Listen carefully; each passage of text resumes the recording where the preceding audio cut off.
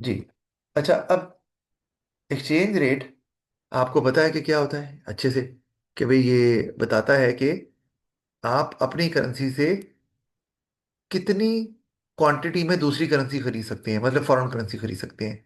या आप ये कह लो कि आप अपनी करेंसी से, एक मुल्क लोकल करेंसी से कितनी इंपोर्टेड आइटम्स खरीद सकता है, ये भी कहा जा सकता है। तो ये भी अगर डेफिनेशन देखें तो ठीक है। या जो मैंने बताया था कि the rate at which one currency can be exchange with other currency, वो यही है कि आप अपनी करेंसी बेचकर कितने में दूसरी करेंसी खरीद सकते हैं, यानी कि या दूसरी करेंसी कितनी आएगी आपकी करेंसी को बेचने से या एक्सचेंज करने से, जो भी है। अच्छा, अब ये तो आपको बता, इसको external value of the currency भी बोलते हैं। ठीक है, the value of of currency in terms of another currency, ये भी बोला जाता है। इसको ये आपने ओ लेवल में पढ़ा हुआ है, वो एक ही बात है इसमें, ठीक है। अच्छा, अब एक्सचेंज रेट जो है वो दो तरह के हमें पढ़ने हैं यहाँ पे, nominal and real exchange rate. अच्छा, अब इसमें अब आपको पता होना चाहिए कि नॉमिनल एक्सचेंज रेट, जैसे हमने पहले भी पढ़ा हुआ है, नॉमिनल जीडीपी पढ़ा हुआ है, नॉमिनल वेज पढ़ी हुई है, नॉमिनल इनकम पढ़ी हुई है एएस के अंदर, तो इसमें इन्फ्लेशन के अफेक्ट को एडजस्ट नहीं किया जाता, उसको निकाला नहीं जाता। जो भी वैल्यू आ रही है वो कहते हैं ठीक है जी, हम इसको ही कंसिडर कर रहे हैं और ये एक्सचेंज रेट है। रियल एक्सचेंज रेट के अंदर आप इन्फ्लेशन के अफेक्ट को निकालते हैं, साइड पे करते हैं। वो मैं अभी आपको बताता हूँ कि वो कैसे करना है आपने। क्योंकि real exchange rate inflation adjusted होता है, बल्कि रियल एक्सचेंज रेट क्या, रियल इंटरेस्ट रेट हो, रियल वेज हो, रियल इनकम हो, रियल जीडीपी हो, रियल ग्रोथ, जो कोई भी चीज़ रियल लग रहा है साथ, इसका मतलब वो इन्फ्लेशन एडजस्टेड है। नॉमिनल लगेगा तो वो इन्फ्लेशन एडजस्टेड नहीं है, वो इन्फ्लेशन इंक्लूडेड है उसके अंदर, यानी कि इन्फ्लेशन का अफेक्ट उसके अंदर इंक्लूडेड है। अच्छा, तो उसका मतलब है कि वो जारी वजह रियल पिक्चर तो शो नहीं कर रहा ना। इन्फ्लेशन कम होगी तो फिर वो वैल्यू भी डिफरेंट डिफरेंट होगी उसकी। अच्छा, अब देख लें जरा, नॉमिनल फॉरेन एक्सचेंज रेट क्या है, price of one currency in terms of another currency. जैसे में नजर आ रहा है, पाकिस्तान रुपीज जो 280 रुपीज, वो वन यूएस डॉलर के बराबर अभी यही चल रहे हैं, कभी 279 पे आ जाता है, इस तरह ही चल रहा है। ये नॉमिनल एक्सचेंज रेट हमें नजर आ रहा है, क्योंकि यहाँ पर हमने कोई इन्फ्लेशन नहीं देखी कि पाकिस्तान में कितनी है या वहाँ कितनी है। तो रियल एक्सचेंज रेट ये नहीं है, ठीक है, क्योंकि ये प्राइस चेंजेस को कंसिडर नहीं करता। ठीक है, तो रियल एक्सचेंज रेट क्या है जी, takes price changes as well as exchange rate changes into account to assess changes in the competitiveness of countries products in global markets. तो आप रियल एक्सचेंज रेट को देखते हैं जब आप प्राइस चेंजेस को भी कंसिडर करते हैं और एक्सचेंज रेट चेंजेस को भी कंसिडर करते हैं, दोनों को देख रहे होते हैं। और फिर देखते हैं कि आपकी प्रोडक्ट, आप की प्रोडक्ट कितनी कंपेरेटिव है इंटरनेशनल मार्केट में, क्योंकि आपका जो क्या कहते हैं उसे, प्राइस चेंजेस की वजह से भी आपकी प्रोडक्ट की कॉम्पिटिटिवनेस पे फर्क पड़ता है। ठीक है, और एक्सचेंज रेट चेंज होता है, उससे भी फर्क पड़ता है। अब जैसे हम कहते हैं fall in countries foreign exchange rate, ठीक है, would be expected to make its exports more price competitive, ये तो हमें समझ आती है ना। आम हालात में अगर हम देखें, आपका एक्सचेंज रेट फॉल कर रहा है तो आपकी एक्सपोर्ट्स सस्ती हो जाएंगी दूसरे मुल्कों के लिए, तो वो प्राइस कॉम्पेटिटिव हो जाएंगी, वो ज़्यादा बाय कर सकते हैं, ये समझ आती है। लेकिन however, if the country is experiencing a relatively high inflation rate, तो एक्सपोर्ट प्राइसेस में एक्चुअली बी इंक्रीजिंग। मतलब मतलब ये कि आपने कहा हमारा एक्सचेंज रेट तो कम हो गया, तो उस हिसाब से तो हमारी चीज़ें दूसरों के लिए सस्ती होनी चाहिए और एक्सपोर्ट ज़्यादा होनी चाहिए।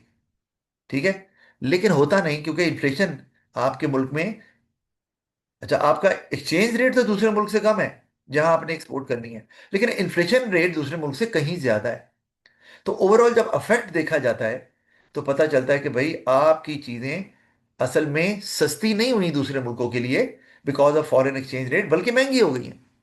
क्योंकि जितना एक्सचेंज रेट आपका फॉल किया है उससे कहीं ज़्यादा इन्फ्लेशन हो गई है आपके मुल्क के अंदर, कीमतें बढ़ गई हैं। तो वो कंपेयर प्राइस कंपेरेटिव नहीं रहेगी। तो इसलिए ये जानना ज़रूरी है कि मुल्क के अंदर इन्फ्लेशन कितना है, अदरवाइज आपको कभी भी ट्रू पिक्चर नहीं पता चलेगी। आपने एक्सचेंज रेट कम कर दिया और आपने कहा बस ठीक है जी अब खुद ही एक्सपोर्ट्स बढ़ जाएंगी, तो वो उसका फ़ायदा नहीं होगा, रिजल्ट कोई नहीं निकलेगा उसका। बल्कि उल्टा उल्टा रिजल्ट क्या आएगा कि एक्सपोर्ट्स बढ़ने के बजाय कम होना शुरू हो जाएंगी और आपको समझ ही नहीं आएगी कि क्या हो रहा है, क्योंकि पॉलिसी रॉन्ग बनाई ना आपने, रियल एक्सचेंज रेट देखा नहीं। इन्फ्लेशन को फिर आपको देखना जरूरी है कि भाई अच्छा, इन्फ्लेशन तो यार बहुत ही ज़्यादा है, उस बाकी मुल्कों में तो नहीं है। एक्सचेंज रेट कम करने के बावजूद भी वो इन्फ्लेशन इतनी ज़्यादा है कि वो जो फॉल इन एक्सचेंज रेट है या एक्सचेंज रेट डेप्रिसिएशन है, उसका अफेक्ट तो वो नल एंड वाइड हो गया, उसका कोई इफेक्ट ही नहीं आ रहा, क्योंकि ज़्यादा इम्पैक्ट इन्फ्लेशन का आ रहा है। अच्छा, अब ये देखते हैं रियल एक्सचेंज रेट कैसे निकालते हैं। उसमें जारी बात है, चूंकि दूसरे कंट्री से कंपेयर करना है ना, क्योंकि एक्सचेंज रेट में भी यही कर रहे हैं कि भाई आपका अगर मैं कहता हूं कि एक्सचेंज रेट फॉल कर गया है, तो इसका मतलब है कि दूसरी कंट्री का अप्रिशिएट कर गया है। कंपेयर ही करेंगे ना आप, जारी बात है। ये नहीं हो सकता कि जिस कंट्री के अगेंस्ट आप कह रहे हैं कि अप्रिशिएट हो गया है, तो दूसरी कंट्री की करेंसी को कुछ नहीं हुआ, वो जारी बात ऑपोजिट होगा, वो अप्रिशिएट हो जाएगा। इसी तरह इन्फ्लेशन में भी आपको कंपेयर करना पड़ेगा ना, दूसरे मुल्क में क्या चल रहा है, वहां प्राइसेस क्या चल रही हैं, वो देखना पड़ेगा, तभी रियल एक्सचेंज रेट निकलेगा। तो रियल एक्सचेंज रेट में कंपेयर किया जाता है relative price of two countries products, दोनों में प्राइसेस का क्या सिलसिला चल रहा है। कि रिलेटिव प्राइस का मतलब है in comparison to other product, कि products prices of products in one country in comparison to the prices of products in another country, इसको बोलते हैं relative price of countries products.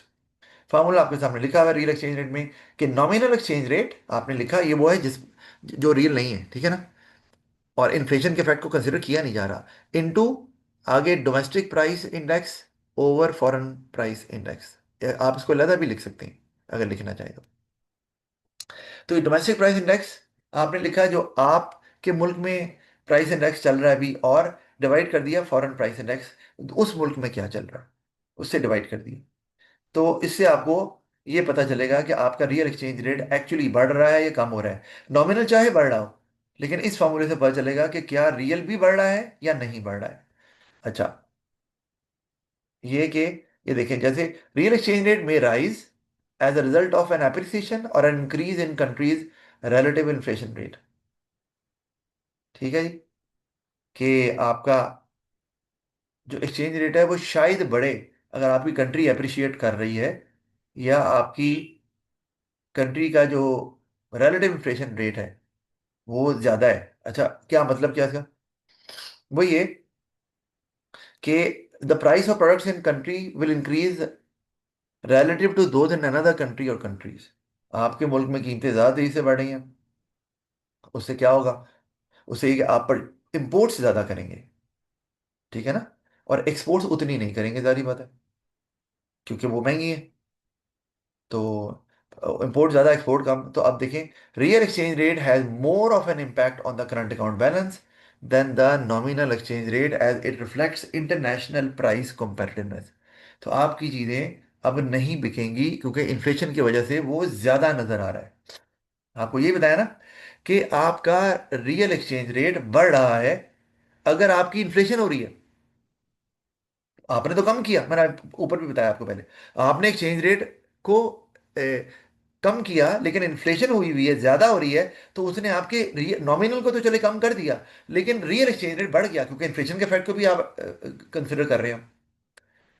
ठीक है, तो उससे वो बढ़ता हुआ नजर आएगा उस केस के अंदर। अच्छा, वैसे तो ये है कि एक्सचेंज रेट दो वजह से, रियल एक्सचेंज रेट दो वजह से बढ़ सकता है। एक, अगर इन्फ्लेशन नहीं हो रही, आपकी इन्फ्लेशन में चेंज नहीं आ रहा, लेकिन आपका नॉमिनल एक्सचेंज रेट बढ़ गया, तो रियल एक्सचेंज रेट भी बढ़ जाएगा। ठीक है ना, ये तब है अगर इन्फ्लेशन जीरो है या इन्फ्लेशन में कोई चेंज नहीं आया।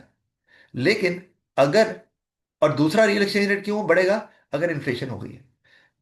नॉमिनल एक्सचेंज रेट सिर्फ तभी बढ़ेगा जब एक्चुअली आप अपने एक्सचेंज रेट को अप्रिशिएट करते हैं, या दूसरा वर्ड है एक्सचेंज रेट को रीवैल्यू करते हैं। ये हम बाद में ही पढ़ेंगे, लेकिन मैंने कहा चलो पहले ही बता दूं कि अप्रिशिएट होता है, कि पहले भी बताया हुआ है, करेंसी की डिमांड सप्लाई से होता है, और रीवैल्यू होता है जब गवर्नमेंट खुद करती है। अभी आगे चल के पढ़ेंगे, उसके बारे में बात करते हैं। और इसी तरह डेप्रिशिएट भी होता है, और डी वैल्यू होता है। डेप्रिसिएशन डिमांड सप्लाई से होती है, और जो डी वैल्यू है वो गवर्नमेंट खुद करती है फॉरेन एक्सचेंज मार्केट में इंटरफेयर करके। अच्छा, तो जो रियल एक्सचेंज रेट है वो बढ़ सकता है नॉमिनल एक्सचेंज रेट के बढ़ने से भी, ठीक है, अगर बढ़ रहा है, और इन्फ्लेशन के बढ़ने से भी रिलेटिवली रिलेटिवली बढ़ गई है, तो आपका रियल एक्सचेंज रेट ज्यादा हो जाएगा उस केस के अंदर। ठीक है, तो अगर आपका पर्पस ये है कि एक्सचेंज रेट को कम किया जाए, आप डी वैल्यू करना चाह रहे हैं, या आपका ऑब्जेक्टिव है कि डेप्रिसिएशन हो जाए, तो फिर आपको ये फॉर्मूला इस्तेमाल करना पड़ेगा ताकि रिलेटिव इन्फ्लेशन रेट को भी कंसिडर किया जाए। अदरवाइज आप एक्सचेंज रेट कम कर देंगे और आपको लगेगा आपकी चीज़ें सस्ती हैं, लेकिन वो नॉमिनल एक्सचेंज रेट कम हुआ है, एक रियल एक्सचेंज रेट आपका अभी भी बढ़ा होगा, क्योंकि आपने इन्फ्लेशन, रिलेटिव इन्फ्लेशन रेट को कंसिडर नहीं किया, जो बहुत ज़्यादा है दूसरे मुल्क के मुकाबले में। तो आपकी करंट अकाउंट जो है वो इम्प्रूव नहीं होगा, बल्कि वो वर्स हो जाएगा कम करने के बावजूद। ठीक है जी। तो ये, और इस फॉर्मूले से आया तो नहीं, लेकिन बहरहाल अगर कैलकुलेशन में भी आ जाए तो आपने इस फॉर्मूले को यूज करना है, नॉमिनल एक्सचेंज रेट से रियल एक्सचेंज रेट निकालना है आपने। और अगर आपको टेबल में नॉमिनल एक्सचेंज रेट दिया हुआ है ऑलरेडी उन्होंने कि बढ़ रहा है, तो फिर आपको, और कह रहे हैं रियल एक्सचेंज रेट निकालें, तो आपको लाजमी तौर पे डोमेस्टिक प्राइस इंडेक्स और फॉरेन प्राइस इंडेक्स दिया होगा, क्योंकि इसमें कंपैरिजन हो रहा है। आपकी जो प्राइस इंडेक्स का मतलब यही है ना, जो एवरेज प्राइस ऑफ प्रोडक्ट्स हैं उनको कंपेयर किया जा रहा है एवरेज प्राइस ऑफ जो फॉरेन प्रोडक्ट्स हैं जो उनके दूसरे मुल्कों में बन रहे हैं। तो इस तरह से आप रिलेटिव इन्फ्लेशन रेट को मैयर कर सकते हैं। अच्छा, आगे चलते हैं जी। ट्रेड वेटेड, अब इसकी बात भी कर लेते हैं, एक्सचेंज रेट इस तरह से भी हम इसको कंसिडर करते हैं, ये क्या है। अच्छा, ट्रेड वेटेड एक्सचेंज रेट को समझो आप कि एक्सचेंज रेट, ठीक है, हमें पता है कि बढ़ता भी है कम भी होता है, ठीक है, हमने रियल देख लिया। ट्रेड वेटेड ये है कि इसमें आप वेट दे रहे हैं, ठीक है ना, किसको दे रहे हैं, ट्रेड को वेट दे रहे हैं। मतलब ये कि अगर एक कंट्री जो है वो जितनी ज्यादा ट्रेड करता है किसी दूसरे कंट्री या कंट्री से, उतना ही उसको ज्यादा वेट दिया जाएगा। और जितना, यानी कि इसका मतलब है इसमें एक्सचेंज रेट को वेट दिया जा रहा है on the basis of amount of international trade happening in a country. मैं अभी इसको समझा भी देता हूं आपको, ठीक है, इसलिए इसको ट्रेड वेटेड एक्सचेंज रेट बोला जाता है। अच्छा, अब देखें कि a trade weighted exchange rate is a measure in index form of the price of a currency against a basket of currencies. यानी कि आप इसमें अपनी करेंसी को एक करेंसी से कंपेयर नहीं कर रहे, एक से ज्यादा मुल्कों की करेंसी से कंपेयर कर रहे हैं। तो उसमें देखेंगे कि आप कितनी इंटरनेशनल ट्रेड कर रहे हैं और दूसरे मुल्क कितने कर रहे हैं, इसको भी वेटेज देनी होगी। अब इतना ही आपने याद रखने से ज्यादा पूछते नहीं हैं वो। और इसमें ना ये लिखा है इंडेक्स फॉर्म, मैंने आपको बताया भी था कि जब आप इंडेक्स फॉर्म में ही होती है, वरना एवरेज ली जाती है इसके अंदर। अच्छा, तो अभी देखें जैसे कि इंडिया में, फर्ज किया इंडिया जो है वो 3 टाइम्स ज्यादा ट्रेड कर रहा है चाइना से, as it does with the US. India 3 times China से ज्यादा ट्रेड कर रहा है एज कंपेयर टू यूएस। ठीक है। तो अब चाइना को 3 टाइम्स ज्यादा वेट दिया जाएगा कंपेयर टू यूएस डॉलर, क्योंकि यूएस डॉलर इंडिया से जो यूएस है वो इंडिया से 3 टाइम्स कम ट्रेड कर रहा है इन कंपैरिजन टू चाइना। तो वेट भी कम दिया जाएगा, जिससे एक्सचेंज रेट भी उसी हिसाब से एडजस्ट किया जाएगा। इतना आपको पता होना चाहिए, इससे ज़्यादा डिटेल में पूछा नहीं जाता, तो इसलिए मैं भी इसको यहीं तक ही रखूंगा। अच्छा, फिर एक्सचेंज रेट को डिटरमिन कैसे करते हैं वो आपको पता है, डिमांड सप्लाई से डिटरमिन होता है, एएस में पढ़ा हुआ है आपने। और हम उसको अभी एक्सचेंज रेट सिस्टम, हमने फ्लोटिंग एक्सचेंज रेट पढ़ा हुआ है। मैं उसके बारे में थोड़ा सा आपको फिर भी जो है वो यहाँ पे बता देता हूँ, और ताकि फिर हम फिर एक्सचेंज रेट को भी आगे देखते हैं कि क्या चीज़ है ये। यहाँ के अगर यहाँ जगह तो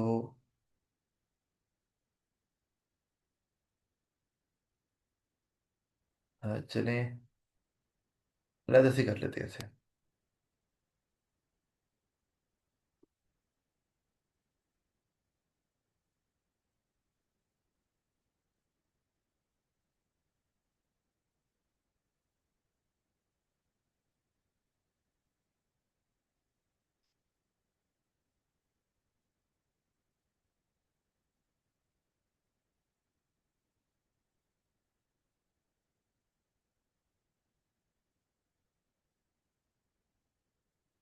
भूल जा यार।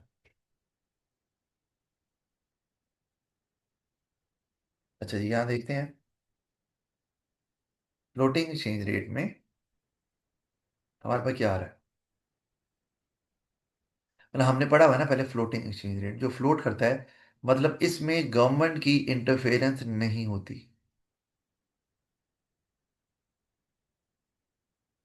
और करेंसी की डिमांड सप्लाई से एक्सचेंज रेट सेट होता है, और वो फ्लोट करता रहता है, क्योंकि करेंसी की डिमांड सप्लाई भी वही चेंज होती रहती है ना, तो फिर एक्सचेंज रेट भी एक जगह रहता नहीं है। अच्छा, अब वो जैसे कि हम यहाँ पे करेंसी की डिमांड, ये करेंसी की सप्लाई, तो ये डिमांड फॉर करेंसी है, ये सप्लाई ऑफ करेंसी है, और ये हमारे पास इक्विलिब्रियम है, ये आपकी प्राइस है, ये आपके पास क्वांटिटी है करेंसी की, ये प्राइस है, प्राइस मतलब एक्सचेंज रेट ना, यहाँ मैं लिख देता हूँ एक्सचेंज रेट। सारी बता, एक्सचेंज रेट होगा कोई, मतलब dollar, dollar in terms of rupees या rupees in terms of dollar, कोई भी हो सकता है। और आपको पता है demand for currency negatively sloped होती है, वो समझ आती है, क्योंकि अगर एक्सचेंज रेट बढ़ेगा तो डिमांड फॉर करेंसी कम हो जाती है, क्योंकि एक्सचेंज रेट बढ़ने से आपकी चीज़ें अनकम्पेटिटिव हो गई हैं, तो लोग आपसे चीज़ें दूसरे मुल्कों के नहीं लेंगे, तो आपकी करेंसी भी कम डिमांड करेंगे, तो इसलिए एक्सचेंज रेट बढ़ने से डिमांड फॉर करेंसी कम हो जाएगी। ये आपको समझ है, एक्सचेंज रेट बढ़ने से डिमांड फॉर करेंसी कम हो जाती है, तो ये इसलिए नेगेटिवली स्लोप्ड है। और इसी तरह अगर एक्सचेंज रेट बढ़ जाएगा, कम हो जाएगा सॉरी, तो आपकी चीज़ें सस्ती हो जाएंगी, दूसरे मुल्क के लोगों के लिए वो आपसे चीज़ें ज़्यादा लेंगे, और ज़्यादा चीज़ें लेने के लिए आपकी करेंसी डिमांड करेंगे।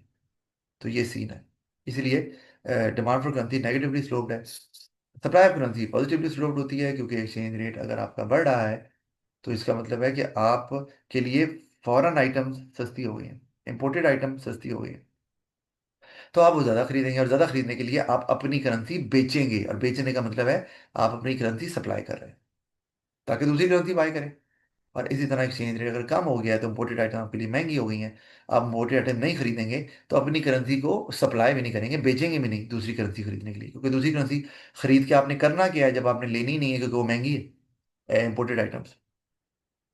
ये तो आपको समझ आती है। अच्छा, अब आपको पता है कि डिमांड फॉर करेंसी और सप्लाई ऑफ करेंसी के कर्व शिफ्ट हो सकते हैं नॉन एक्सचेंज रेट फैक्टर्स की वजह से, मतलब नॉन एक्सचेंज रेट फैक्टर्स अगर हैं अदर देन एक्सचेंज रेट, तो शिफ्ट होगा।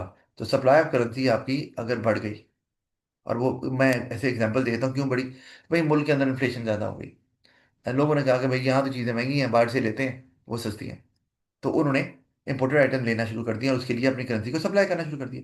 तो आप देख रहे हैं कि सप्लाई ऑफ करेंसी बढ़ गई, और उससे जो प्राइस ऑफ करेंसी है या जो एक्सचेंज रेट है वो कम हो गया।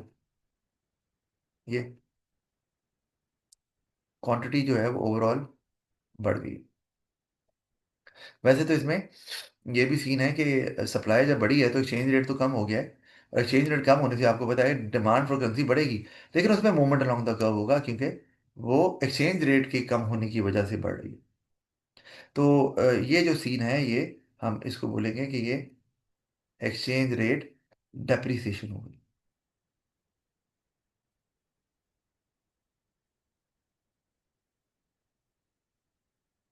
ठीक है, इसी तरह इसका दूसरा भी कॉज है, वो ये कि आपके पास ये दोबारा से मैं बना दिया डिमांड फॉर करेंसी, ये सप्लाई ऑफ करेंसी, ये एक्सचेंज रेट हो गया, प्राइस ऑफ करेंसी मैंने लिख दिया, यहाँ पे क्वांटिटी ऑफ करेंसी आ गया, ये हमारे पास इक्विलिब्रियम है यहाँ पे। तो अब क्या हुआ, डिमांड फॉर करेंसी कम हो गई, डिमांड फॉर करेंसी कम हो गई यहाँ पे। और ये भी कोई non price factor, non exchange rate factor है। जैसे एग्जांपल देता हूँ कि डिमांड फॉर करेंसी कम हुई है क्योंकि आपके मुल्क में इंपोर्ट सब्स्टिट्यूट्स बनना शुरू हो गए हैं, तो लोग कहते हैं भाई यार यहाँ तो इंपोर्ट का ऑल्टरनेटिव आ गया है, तो अब इंपोर्ट लेने की क्या जरूरत है, ये चीज़ें भी अच्छी हैं तो यहीं से लेते हैं। तो सॉरी, क्या बोल रहा हूँ, जो दूसरे, कोई डिमांड तो खैर फॉरेनर्स ने करनी है ना, तो वो अब, पहले अगर आपसे चीज़ें बाय कर रहे थे, तो अब वो आपसे चीज़ें बाय नहीं कर रहे। क्यों नहीं कर रहे, हम वही रीज़न ले सकते हैं, भाई इन्फ्लेशन रेट आपके मुल्क में ज़्यादा हो गया, वो कहते हैं आपकी चीज़ें महंगी है, नहीं लेनी, नहीं लेनी, तो उन्होंने आपकी करेंसी, आपकी चीज़ें नहीं ले रहे, तो आपकी करेंसी की डिमांड भी कम हो जाएगी, डिमांड कम होगी, तो जारी बात है एक्सचेंज रेट यहाँ पर भी फॉल करता हुआ नजर आ रहा है। बस ये है कि अब क्वांटिटी भी कम हो गई है साथ, तो एक्सचेंज रेट फॉल कर गया, ये भी एक्सचेंज रेट डेप्रिसिएशन ही है।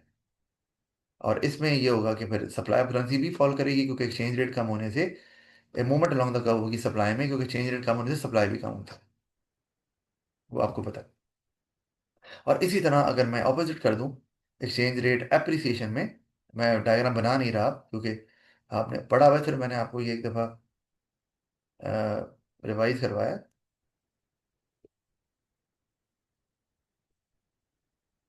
चेंज रेट अप्रिसिएशन, अगर इसको देखना है तो उसमें क्या होगा कि डिमांड फॉर करेंसी जो है वो क्या होगा, शिफ्ट टू राइट।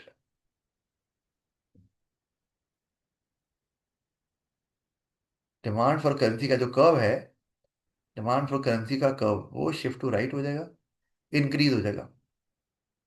और सप्लाई ऑफ करेंसी का जो कर्व है वो शिफ्ट टू लेफ्ट हो जाएगा, उसका रिवर्स, दोनों डायग्राम का रिवर्स। तो इससे अप्रिसिएशन हो जाएगी। रीजन कोई भी आप ले सकते हैं कि आपका एक्सचेंज रेट अगर डिमांड फॉर करेंसी अगर बढ़ गई है तो उसकी वजह आपके मुल्क में तेल निकला है, सस्ता तेल, तो लोग आपसे लेंगे तो आपकी करेंसी डिमांड करेंगे। आपकी करेंसी की सप्लाई लेफ्ट पे चली गई है तो उसका रीज़न हो सकता है कि आप कह लो आपके मुल्क में चीज़ें अच्छी बनना शुरू हो गई, तो लोग बाहर से नहीं ले रहे तो सप्लाई ऑफ करेंसी कम हो गई। ठीक है, अच्छा ये आपको समझा। अब हम चलते हैं वापस। यहाँ पे कोई गवर्नमेंट इंटरफेरेंस नहीं है, ठीक है। हम जो अब पढ़ने लगे हैं वहां पर वो जो हमारा अब आ गया है एक्सचेंज रेट सिस्टम जिसकी हम बात करेंगे वो है फिक्स एक्सचेंज रेट सिस्टम। यानी कि एक्सचेंज रेट को फिक्स रखना है, जबकि फिक्स वो रहता नहीं ना भाई। क्यों नहीं रहता? क्योंकि भाई वो करेंसी की डिमांड सप्लाई तो चेंज होती रहती है, ठीक है। तो वो इसका मतलब चेंज तो होगा एक्सचेंज रेट, ठीक है। लेकिन गवर्नमेंट बार बार इंटरफेयर करके उसको उसी जगह ले आएगी जहां पर गवर्नमेंट फिक्स कर रही थी, या उसका पर्पस था कि वो एक्सचेंज रेट यहीं पर ही रहे। अच्छा, अब ये इस पे हम अभी बात करते हैं, अभी चूंकि टाइम कम हो रहा है। बस मैं अभी जल्दी से, जैसे ही मुझे जूम इजाज़त देता है साथ ही, तो मैं आपको लिंक भेजता हूँ, दोबारा से ज्वाइन कर लो।